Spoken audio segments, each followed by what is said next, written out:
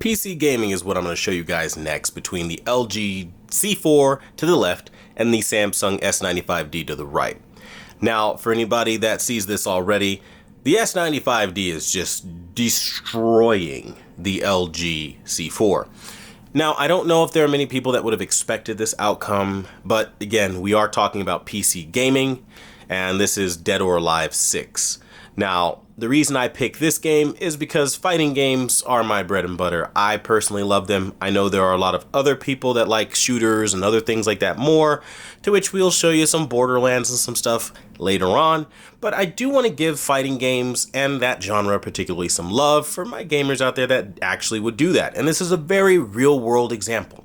Here you have a popular game that you would play on your PC, and how does it do? Well, it's simply what we've seen before. LG OLED just simply being way too damn blue, really dim, and again, it's always like the next innovation that's really bright, really colorful, to which we'll hear the typical tongue-in-cheek excuses, but I want you to focus more on performance, right? Now, I understand that, like, okay, let's say objectively speaking, color maybe not the best on a WOLED, but is that all it brings? I mean, that's just one aspect it's failing, right? No, because there are other things that it's failing to do, like the three-dimensionality is just through the roof on the S95D. And in addition to that, you have this really strong contrasty look that just isn't happening. It makes things like literally leap off the screen, like Hayabusa when he struck that pose at the end of the match. And like even the intro here, it just has a more 3D-esque feel on the S95D. It's the difference between like feeling like you're like watching an older TV from like, I would honestly say like 2017, 2018, and watching a TV from 2024, you know what I mean? Like, it feels like you have a dated TV with the C4. And that's where a lot of people have been saying that WOLED particularly has reached diminishing returns. It has reached its ceiling. It can really go no further, and it's kind of like a one-trick pony, because it is. I mean, without micro lens array, which this television to the left, the LG C4, does not have, it can't really hope to get too much more out of it. Now, a lot of people are celebrating because this year the C-Series is up to 1,000 nits, to which I say that's not really impressive when I look at the other aspects, because I don't just look at brightness. You can be a dim TV and still have a stellar picture. I think the plasma era taught us all that secret. But I think when you look at what LG is doing, you can see a lot of the things it does wrong, like the foliage in the background in this example, extraordinarily blurry. When you look at the character models themselves, extraordinarily blurry. And then it starts to paint a picture for me. Like, as a gamer, I'm just always going to be treated to the more blurry image on the LG, where if I want clarity, if I want like high quality, I'm gonna go for the S95D or the S90D, which is literally an S95D on steroids. Because even though it's not technically as bright on paper, it does maintain its brightness without any kind of ABL, limiting those highlights in the small, like metals and like, you know, like the reflections on glasses, on windows. Those little things stay really bright, where the S95D dims them down a bit.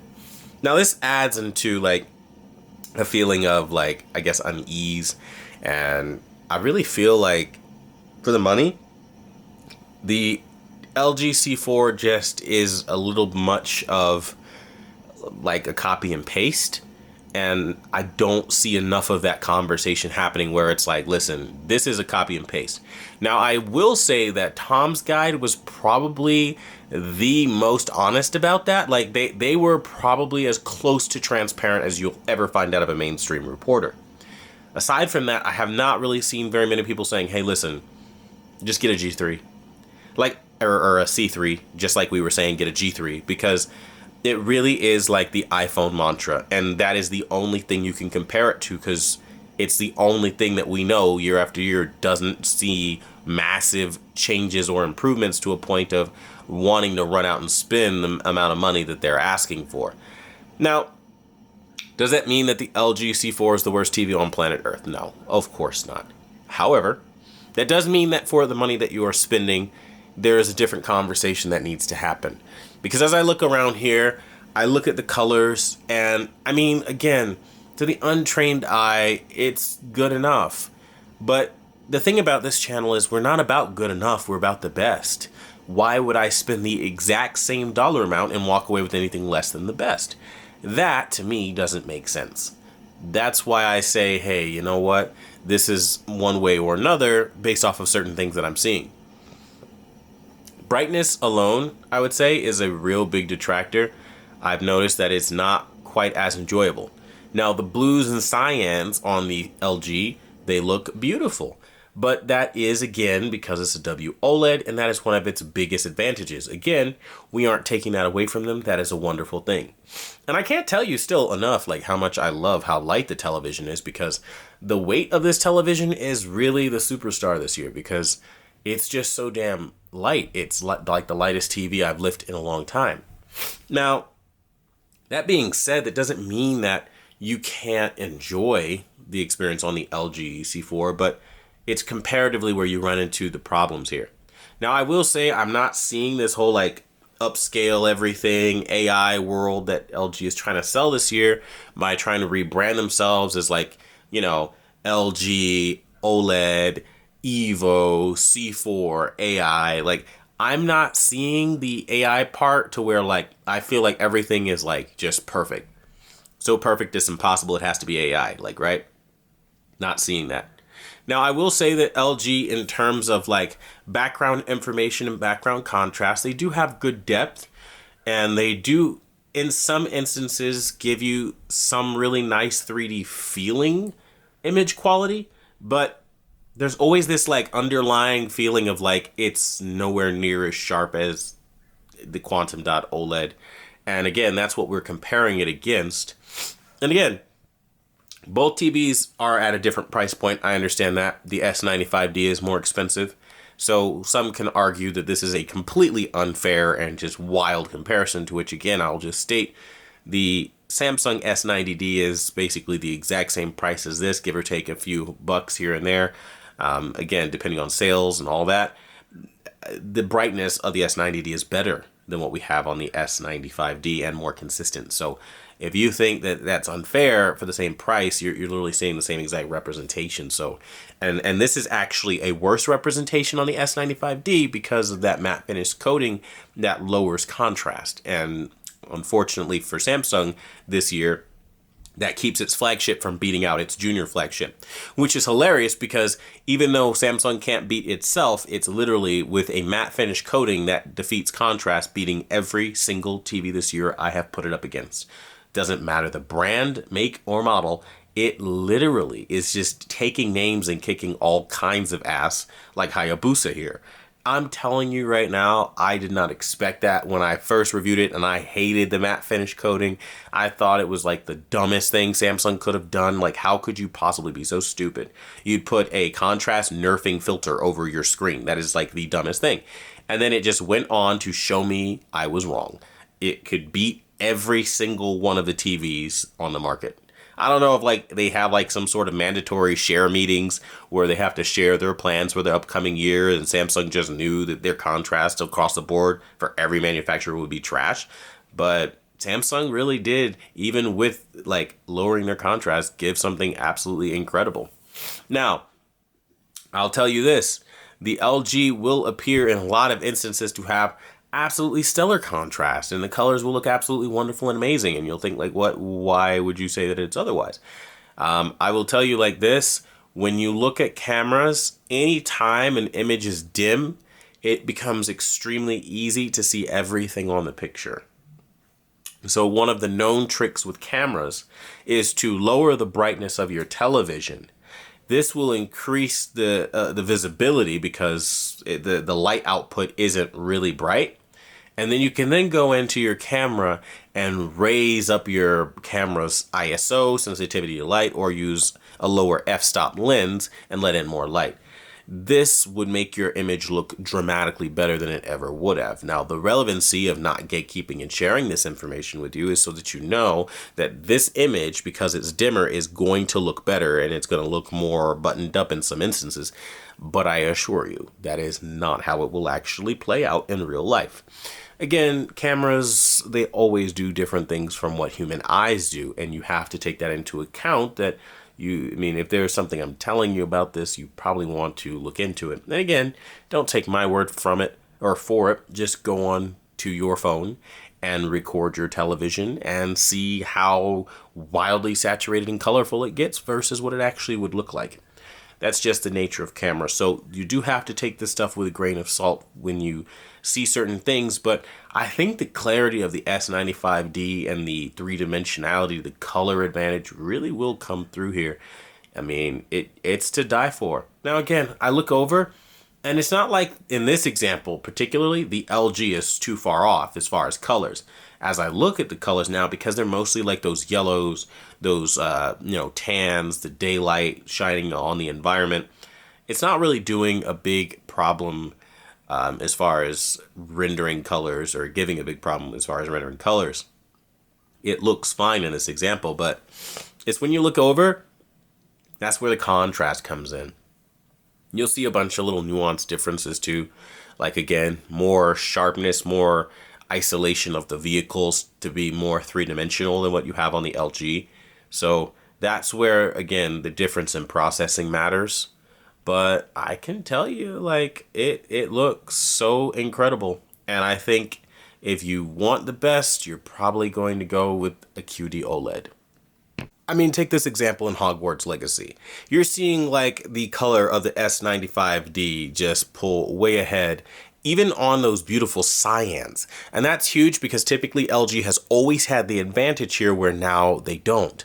And again, the LG is rocking my settings. Without, it would look substantially worse. I think I've shown that off ad nauseum here. So I'm not going to do that in this particular video, but I will just let you see like the whole sequence play out. And you can clearly see the contrast is so rich there. Like, look at how sharp and crystal clear everything. Look at the faces, so realistic. The skin tone's beautiful. Everything is so lifelike on the S95D, and the LG just unfortunately cannot keep up no matter how hard it tries. It's trying, it's fighting, but ultimately speaking, that fight is in vain when going up against something like the S95D. And again, this is PC. This doesn't get any more real world. Hogwarts Legacy, showing you exactly what a AAA game would look like on a TV that is said to be fantastic for gaming. And again, another TV said to be fantastic for gaming, but you can clearly see this is why we want quantum dots. This is why someone woke up one day and said, you know what? Screw it. We're putting quantum dots and OLED together because I feel like that is going to change the game, and it does. Quite literally. Look at those skin tones. Gorgeous. Look at those faces. I mean, my God, it's to die for. It's so beautiful. And this is the beauty of quantum dot OLED that I think everybody, quite literally, if you're on the fence about WOLED or QD OLED, you need to get off the fence and get yourself a QD OLED, because not only are they the same price as the WOLED counterparts, but as you are clearly seeing, that color kick, it's legendary. I mean, absolutely freaking legendary. Now, granted, both have my settings, so they don't actually look like this out of the box. But for $4.99, you can't go wrong, and you can get this look on your TV, which is why I mention it as much as I do. It's truly breathtaking. I mean, look at all these colors flying off all over the scene. I mean, chick just got hit with a Vada Kedavra. I mean, come on, the killing curse. It makes you feel it in the S95D, and I feel like the WOLED just kind of lacks it just a little bit by comparison, especially contrast-wise. Look at the darkness. Look at the sharp isolation of lines. This is TV. That's what it's all about. Look at the purity of the color on the S95D, and this is why everybody is switching. Now, this next example will contain some massive spoilers, so, avoid this if you haven't finished Mortal Kombat 1. I can tell you the brightness is huge on the S95D. It really does change the game, and again, I might as well just say 95 or S90/95D because they're about the same. I'm telling you, look at what you're seeing here. The light rays, the lightning popping off in the background, LG just looking muted and dead by comparison. This is what you are paying for. And again, a cinematic example now. Mortal Kombat 1 doesn't get any better and any more juicy in the world of fighting games than this. I mean, look at those colors kick off in a way that It's just not possible. Even though LG has good oranges and everything, it's just not quite on the level that we have on the S95D, and the contrast is leagues behind, because it's like taking off a blur filter. When I look at the LG G4 and I look over the Samsung, it's literally a day and night experience. Like, I feel so immersed in the picture on the S95D. No, nobody put me up to saying this. This is just like, I mean, you're looking at it. I'm pretty sure it'll show you the contrast difference on YouTube. And so let's see what your wins are. You have contrast, you have the better brightness, and you have the better color. And the black levels are deeper because it's not as raised. It looks stellar. It's like watching literally like a movie. It's really nice. Not to say that like what LG is doing is the worst again on the planet. It's just not worth it for the money. And I think that's going to be a reoccurring theme throughout this entire review. And the thing that makes it not worth it, to elaborate, the lightning and the background, all the detail and the character model. So you're playing on ultra graphics, right? And you're trying to get the most out of your GPU. You're never going to see those subtle differences in ray tracing or reflections of the world or nothing. Screen space reflections, you're not going to see it to the extent that you would on a QD OLED, especially because of the color volume differences that we face. And that's just as real as it gets. I mean, look at what you're seeing right now.